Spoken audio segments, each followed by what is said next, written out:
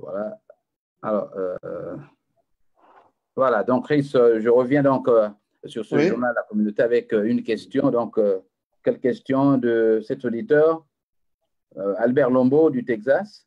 oui, Que sont les lois sans les mœurs, dit-on? oui, D'où oui. viennent les lois qui confèrent l'impunité au sommet de l'État, notamment les articles, je ne me trompe pas, 9, 10, ces mœurs bantoues ou seulement du clan dans l'ethnie Mochi en tant que juriste. Bon, vous pouvez déjà imaginer ce il veut dire par là. Est-ce que vous pouvez répondre à cette question? Bon, il Est-ce mélange. qu'il y a des lois qui confèrent l'impunité à l'ethnie Mochi? Bon, des lois qui confèrent l'impunité à l'ethnie Mboshi. Je ne vois pas trop ce qu'il veut dire par là. Je ne vois pas trop ce qu'il veut dire. Bon, est-ce qu'une loi va être attachée à une ethnie? Je ne vois pas trop l'objet. Que valent les lois sur les mœurs? Effectivement, nous avons, pour avoir pour avoir des lois, c'est bien d'avoir des lois, mais il faut aussi les appliquer. Il faut aussi les appliquer. Donc, aujourd'hui, le plus important, c'est de pouvoir appliquer ces lois. Voilà. Déjà avec ce que nous avons, l'arsenal juridique que nous avons, le plus important, ce n'est pas d'accumuler des lois. Ce n'est pas ça le plus important. Le plus important aujourd'hui, c'est de pouvoir respecter les lois et les appliquer dans toute leur rigueur. C'est ce que je peux lui dire. Bon, après, je ne sais pas si sa question a d'autres volets plus précises. Je pourrais répondre à ce moment-là. Bon, est-ce qu'on peut continuer maintenant sur le volet notamment de l'impunité au niveau du sommet de l'État comme tel, notamment détournement de fonds? Est-ce que vous parlez de ce dossier? Est-ce que vous êtes satisfait de l'avancement de ce dossier, notamment des gens qui devraient aller en prison parce qu'ils ont détourné de l'argent? Ça, vous le savez autant que moi. Bien sûr, mais je ne peux qu'être satisfait parce aucun pays ne peut avancer sans la sanction. Parce qu'on a beau parler de bonne gouvernance, mais pour qu'il y ait de la bonne gouvernance, il faudrait qu'il y ait des sanctions. Aujourd'hui, je constate quand même qu'il y a des sanctions. Je peux comprendre l'impatience de certaines personnes. Ah, mais pourquoi X est sanctionné et pas l'autre? Bon, il faut bien commencer quelque part. Hein, il faut bien commencer quelque part. Vous savez, qui embrasse trop mal étreint. Donc, je pense que il y a déjà un processus qui est enclenché et nous allons le suivre jusqu'à son aboutissement. Qui est en prison à ce jour? Parce qu'on dit que le ministre Bouya lui-même, il est empêtré là-dedans et il y a d'autres. Est-ce qu'il n'y a que les Olongo et autres? Dans l'opinion, on croit que ceux qui ont beaucoup plus pris et ramassé donc, les milliards sont ce Pavane, donc ils sont libres de tout mouvement. Bon, d'abord pour parler de M. Longo, il jouit d'une présomption d'innocence. Hein, il jouit d'une présomption d'innocence.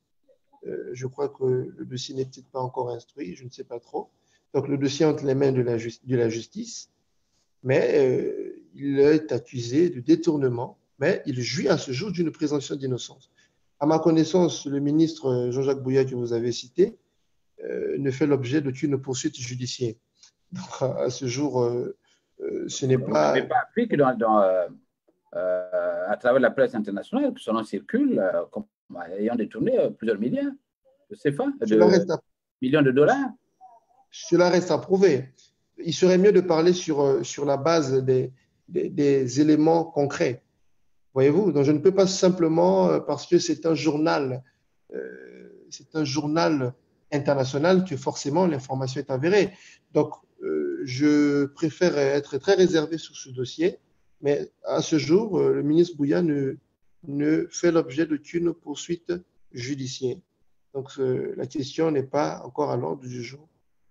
Du point de vue des libertés, Chris, est-ce que vous pouvez me parler de la situation générale à Brazzaville? Est-ce que les gens circulent? Est-ce qu'il n'y a pas d'exactions comme on les a toujours connus là-bas, où les policiers euh, euh, sèment le désordre dans la ville? Est-ce que vous êtes satisfait?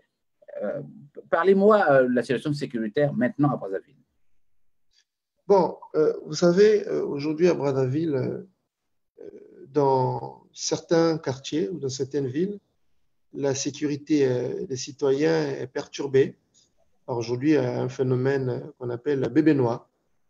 Un phénomène des bébés noirs, ces jeunes brigands qui essaient de perturber la quiétude et la tranquillité de chacun de nous. Mais la police, la force publique essaie toujours de faire le nécessaire pour garantir la sécurité. Et vous savez, comme dans tous les pays au monde, il y a toujours ce qu'on appelle des ripoux, hein, il y a toujours des policiers véreux qui brillent par des comportements déviants et cela devrait être sanctionné. Mais je crois que à côté de cela, il y a quand même, il faut le dire, la police Est-ce fait que vous son avez travail. appris qu'il y a eu des sanctions quelque part, notamment au niveau de la tête même de la police, nomination de nouveaux cadres? Est-ce que vous, au niveau de la force montante, vous ne faites pas des propositions concrètes dans ce sens? Oui, nous faisons des propositions, c'est-à-dire pas des propositions de nomination. Nous n'avons pas ce pouvoir-là. On ne peut pas dire on veut voir M. X à la tête de telle structure. Ce n'est pas notre mission. Mais notre mission, c'est de pouvoir faire des observations et nous transmettons nos observations aux décideurs. Maintenant, quitte aux décideurs de pouvoir juger de l'opportunité ou non de pouvoir nommer tel cadre à tel autre poste. Donc, Voilà, nous voilà. allons bientôt nous séparer, Chris. Oui. Parlons maintenant de la question du pool, notamment du dialogue entre le pouvoir et le patron Toumi. Est-ce que vous êtes satisfait, d'abord convaincu de la sincérité de ces négociations? Je suis convaincu de la sincérité de ces négociations parce que, il y a une nécessité qu'il y ait la paix dans le département du pôle. Voilà, le département du pôle a subi trop d'affres de la guerre et il est temps que cela cesse, voyez-vous. Et donc, le gouvernement a une volonté de pouvoir discuter. Et je vois aussi de l'autre côté, aujourd'hui, le pasteur Ntomi qui accepte de discuter avec le gouvernement pour que des solutions durables soient trouvées. Donc, actuellement, il y a un ramassage des armes. Et ce que je souhaite, c'est que aussi, de la part des ninjas, que cela soit sincère, que cela se fasse sincèrement, pour ne pas que demain encore, nous puissions apprendre que dans le pôle, on a tué des populations où il y a eu des troubles. Non, nous voulons que cette fois-ci soit la bonne, que la paix soit rétablie totalement dans tout le département du pôle pour que chaque citoyen du pôle puisse vaquer librement à ses occupations. Donc, c'est tout ce que je peux souhaiter, c'est que la paix revienne dans le pôle parce que le pôle fait partie intégrante de notre pays. Donc, Alors, il est est-ce que pour vous, possible. pour votre mouvement et le PCT, est-ce que cet accord entre Toumi et le gouvernement est suffisant pour régler la question globale même de la paix, la sécurité, tout ça, dans tout le pays?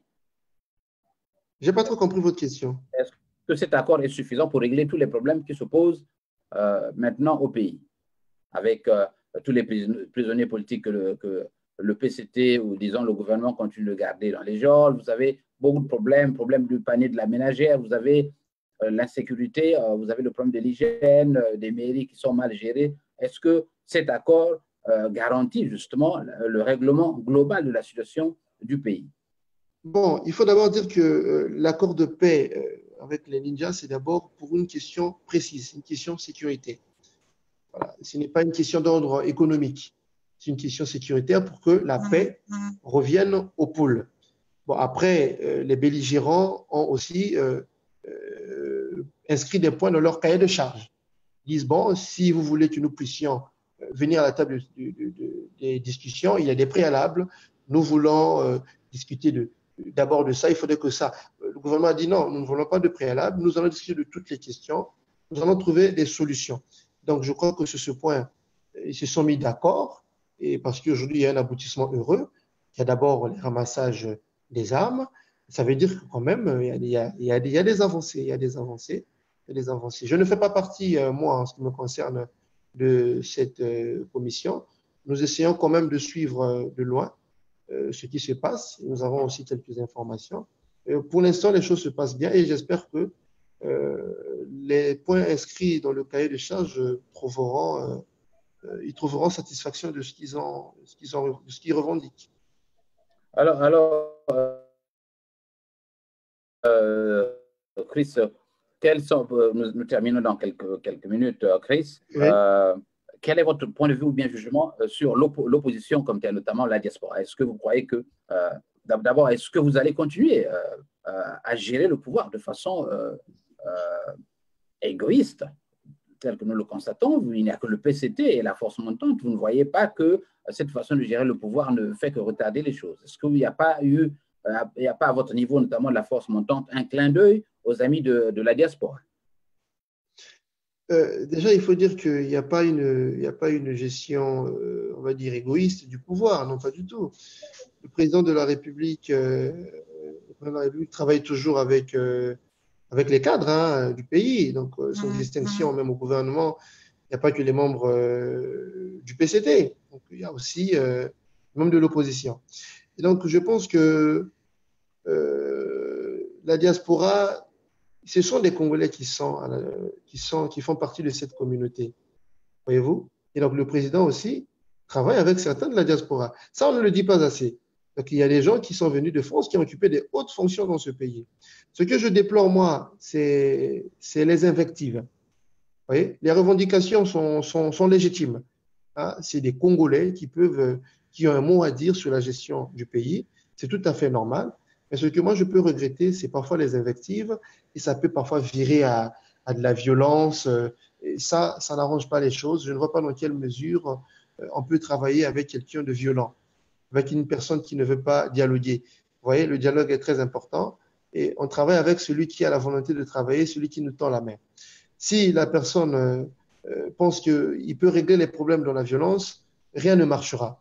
Rien ne marchera. Et heureusement que dans cette diaspora, il y a des jeunes Congolais qui sont sérieux, qui viennent aussi au pays, qui apportent aussi quelque chose, qui apportent leur pierre à l'édifice.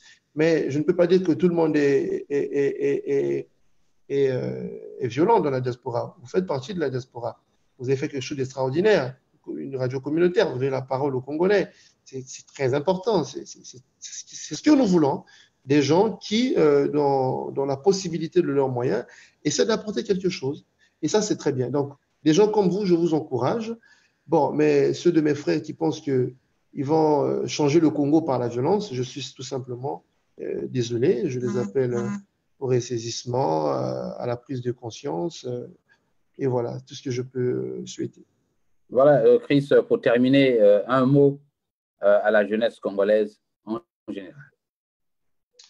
Un mot à la jeunesse congolaise de ne pas désespérer, de continuer à se battre et à se former.